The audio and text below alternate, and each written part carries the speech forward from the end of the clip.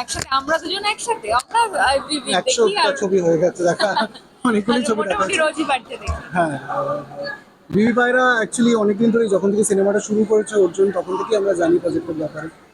তখন থেকেই স্ক্রিপ্টিং থেকে গল্প থেকে সবকিছুর মধ্যেই আমরা চেষ্টা করেছি আমাদের মতন করে সিনেমাটাকে যতটা ভালো করা যায়, তার ক্রিয়েটিভলি আমার যতটা ইনপুট বা ওর যতটা ইনপুট দেওয়ার।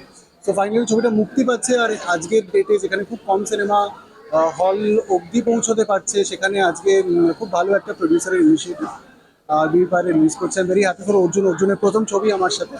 সো ওই দিক থেকে যে স্পেশাল ফিলিংটা অর্জুনের জন্য সবসময় থাকবে। আর এন্টায়ার কাস্ট ইজ এক্সেলেন্ট, সবাই বন্ধুরা।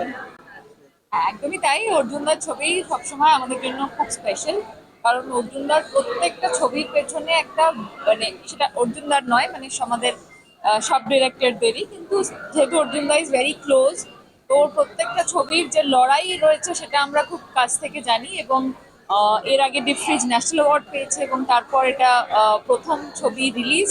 এবং আমরা একদম ইনিশিয়াল, মানে প্রথম থটটা যখন অর্জুনদার মাথায় এসেছে তখন থেকে তখন ছবিটার থেকেই ব্যাপারে জানি। কিছুটা অনেকটা পার্ট আমরা দেখেছি ছবিটার, আমরা শুটিং এ গেছি। তো এই ছবিটাতে আমরা দুজন পার্সোনালি না থেকেও এটা খুব আমাদের ছবি। তো মনে হচ্ছে নিজের ছবি নিয়ে কথা বলা হয়েছে, উইমেন ফ্রিডম নিয়ে কথা বলা হয়েছে। এবং সব থেকে বড় কথা, অর্জুনদার সব ছবিতেই খুব খুব শুধু একটা একটা একটা একটা নিজস্ব একটা ওর বক্তব্য থাকে, সেটা কোনো মহিলা পুরুষ কাউকে একে ছোট করে ওকে বড় করে নয়। বিষয়টা যে এই সবার সবার যে সূক্ষ্ম একটা ফাইন লাইন রয়েছে যে সবার অধিকারের, সেই জায়গাটা নিয়ে অর্জুনদা সবসময় কথা বলে।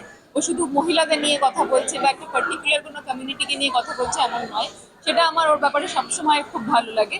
তো আমি আমি আমি এই ছবিটা is very personal for us.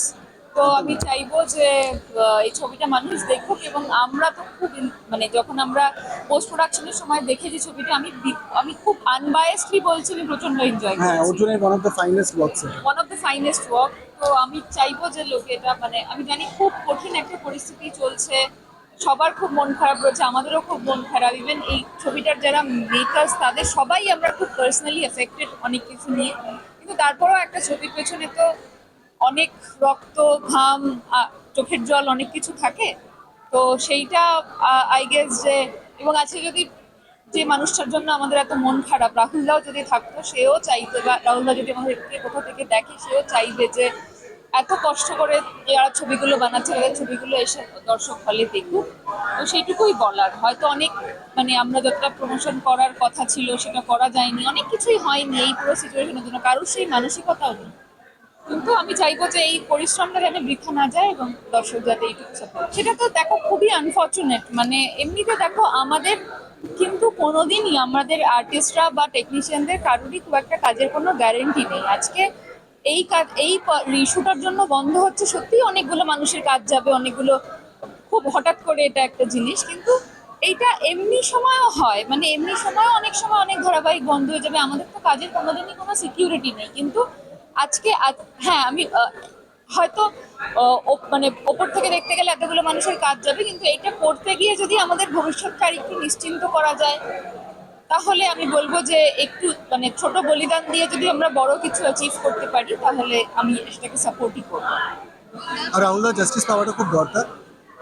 সেদিক একটা থেকে সঠিক উত্তর একটা পাওয়া সঠিক খুব উত্তর পাওয়া দরকার। খুব দরকার।